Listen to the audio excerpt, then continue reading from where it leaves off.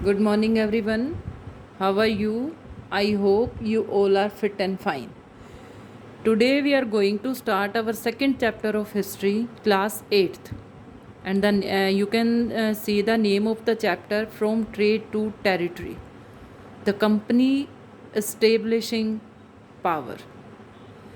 Trade to territory यानी जो trade होता है व्यापार करना, टेरिटरी किस तरह से जो व्यापार के जरिए उन्होंने यहाँ पर शासन स्थापित किया। ये बात उन्होंने मतलब किसकी हो रही है? अंग्रेज़ों की बात हो रही है।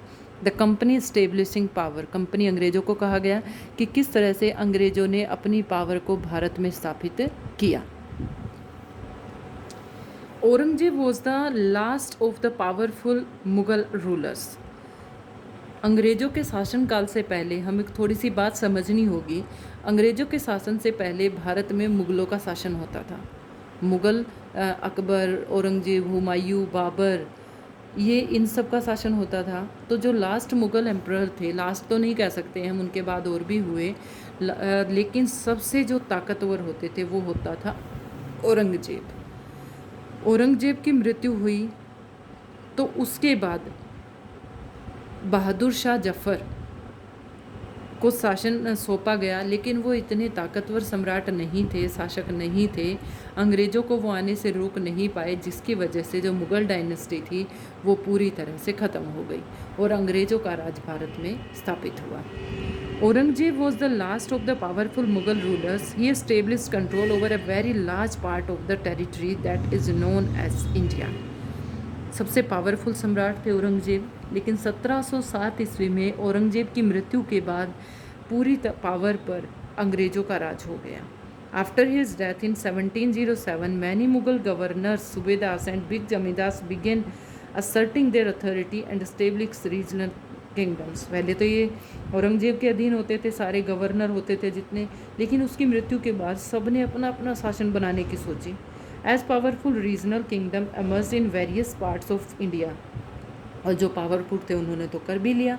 Delhi could no longer function as an effective centre, लेकिन दिल्ली पर कोई अच्छे तरह से नहीं कर पाया।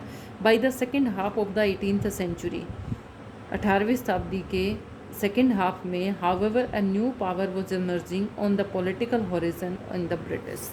एक नई शासन व्यवस्था उभरी जो थे ब्रिटिश।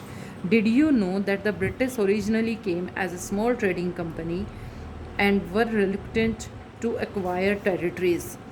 शुरुआत में ये जो अंग्रेज़ थे ये भारत में केवल व्यापार करने के उद्देश्य से आए थे, लेकिन ये तो यहीं के होकर रह गए।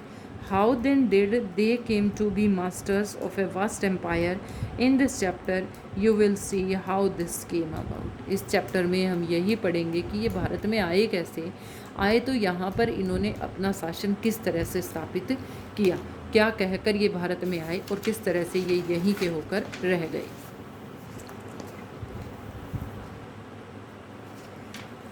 In 1600, the East India Company acquired a character from the rulers of England, Queen Elizabeth। उस समय एलिजाबेथ का राज होता था।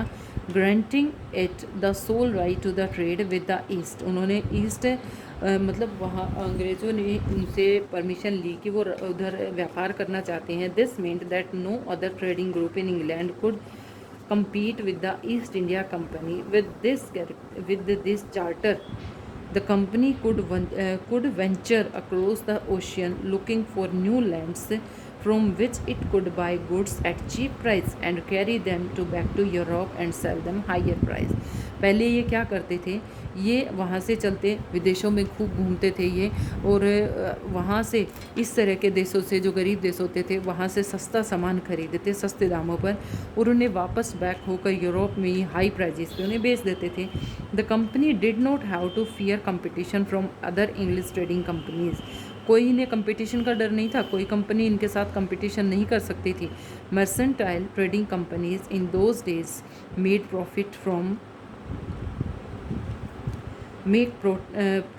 profit from primarily by excluding competition so that they could buy cheap and sell dear। तो mercantile ये जो company होती थी ये सस्ते दामों पर चीज़ों को खरीदती, महंगे दामों पर चीज़ों को बेच देती थी। काफ़ी मोटा प्रॉफिट ये लोग उस समय कमा रहे थे। The royal charter however could not prevent other European power from entering the eastern market. By the time the first English ships sailed down the west coast of Africa, इधर देखिए ऊपर पिक्चर वर्ल्ड के map की दिखाई गई है, यहाँ से इधर इंग्लैंड है, इंग्लैंड से ये लोग पहले अफ्रीका में आए, कैप टाउन यहाँ पर कैप ऑफ गुड होप है, यहाँ ये रुके, यहाँ से ही इन्होंने भारत में प्रवेश किया। And cross the Indian ocean, Indian ocean को क्रॉस करते हुए the Portuguese had already establish their presence in western coast of India. इससे पहले अंग्रेज़ों से पहले पुर्तगाली थे, पुर्तगाल के लोग वहाँ पर पहले स्थापित थे। And had their base in Goa, वो गोवा में थे। In fact it was Vasco da Gama, a Portuguese explorer who had discovered the sea route to India in 1498। बहुत पहले से हम सुनते आ रहे हैं भारत की खोज किसने की, मतलब समुद्री रास्ते से 1498 ईस्वी में एक पुर्तगीज़ नागरिक थे जो वास्को डी गामा, उनसे। By the early 17th century the Dutch who were exploring the possibilities to trade in the Indian Ocean, soon the French traders। इस तरह से फिर डच आ गए, फिर फ्रेंच आ गए। यानी अगर हम सबसे हमें ये लिखने की कोशिश करें, सबसे पहले कौन आए, सबसे पहले पोर्तुगीज़ आए, अंग्रेज आए,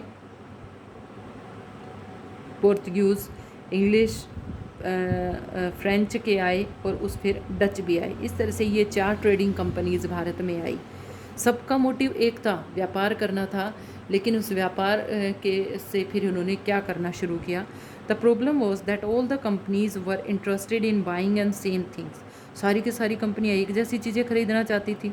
the fine qualities of cotton and silk produced in India had a big market in Europe. Bharat में जो सिल्क प्रोड्यूस होता था उसकी यूरोप में बड़ी मांग थी। सिल्क के अलावा पेपर, काली मिर्च, क्लोज, लौंग, cardamom and cinnamon too were great demand. भारत में ये जो मसाले होते थे, जो केरला साइड होते हैं दक्षिण भारत में, इनकी बहुत ज़्यादा मांग थी यूरोप में।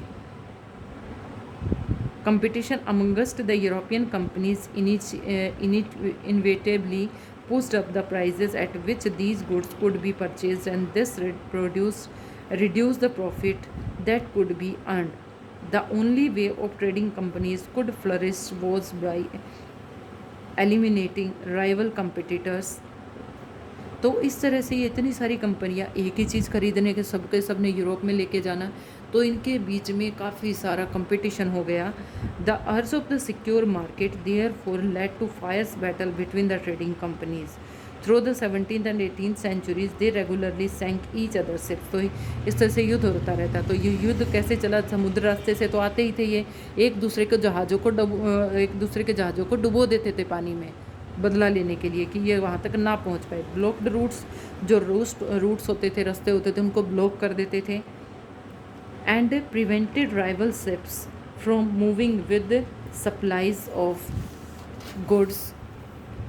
Trade were carried on with arms and trading post were protected through the fortification. और इस तरह से एक दूसरे को नीचा दिखाने, एक दूसरे को वहाँ से भगाने के लिए हर तरह के हथियार ये लोग यूज़ करते थे। The efforts of fortified settlements and carry to profitable trade also led to intense conflict with the local rulers. और जो लोकल रूलर्स थे उनके बीच में भी आपस में झगड़ा होने लगा। वो किसको बेचे, अंग्रेज़ों को बेचे, डचिस को बेचे, पोर्टुगीज़ को बेचे या फ्रांसीसियों को बेचे। The company therefore found it difficult to separate trade from politics. Let us see how this happened। अंग्रेज़ों ने चाल चली, किस तरह से उन्होंने इन चीज़ों को अलग किया। सबसे पहले East India company begins trade in Bengal. पश्चिम बंगाल से अंग्रेज़ों ने भारत में व्यापार करना शुरू किया।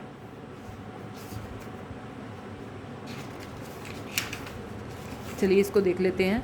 The first English factory was set up in the banks of the river Hooghly in 1651। बेटा शॉर्ट क्वेश्चन में ये पूछ लेते हैं कि अंग्रेज़ों के द्वारा पहली कंपनी फैक्ट्री कहाँ लगाई गई। हुगली नदी पर लगाई गई 1651 में, वेस्ट बंगाल में। This was the base of the which the company traders known at the time of factors operated। The factory had a warehouse where goods for export were stored। उनके पास गोदाम वगैरह भी होते थे जो सामान प्रोड्यूस्ड होता था उनको स्टोर करने के लिए। And it had offices where company officials sat. और ऑफिस बनाए हुए होते थे जहाँ पर कंपनी के ऑफिसर्स बैठते थे। As trade expanded the company persuaded merchants for and traders to came and settle near the factory. और इस तरह से धीरे धीरे करके पूरे की पूरी वहाँ पर फैक्ट्री के जो मज़दूर वगैरह होते थे, मर्चेंट्स होते थे, ट्रेडर्स होते थे, वो वहीं पर सेटअप होने लगे। By 1696 it begin building A fort around the settlement. 2 years later it bribed Mughal official, bribed होता है घूस देना या उनको अपनी तरफ आकर्षित करना, in giving them company zamindari right over the 3 villages. और अब उन्होंने क्या किया, भारत में वो स्थापित करने के लिए जो मुग़ल ऑफिसर्स होते थे छोटे छोटे, उनको अपनी तरफ कर लेते थे। One of these was Kalikata, which later grew into the city Calcutta in Kolkata as it known today. Kalikata के नाम से जाना जाता था ये, उसको बाद में कलकत्ता के नाम से जाना जाने लगा। It was persuaded of Mughal emperor Aurangzeb to issue the farman granted the company the right to trade duty free. यहाँ से औरंगजेब ने अंग्रेज़ों के लिए एक फरमान जारी किया था जिससे वो यहाँ पर व्यापार कर सकते हैं, केवल व्यापार कर सकते हैं। A royal edict of royal order, ये एक रॉयल ऑर्डर होता है जो राजा के द्वारा दिया जाता है।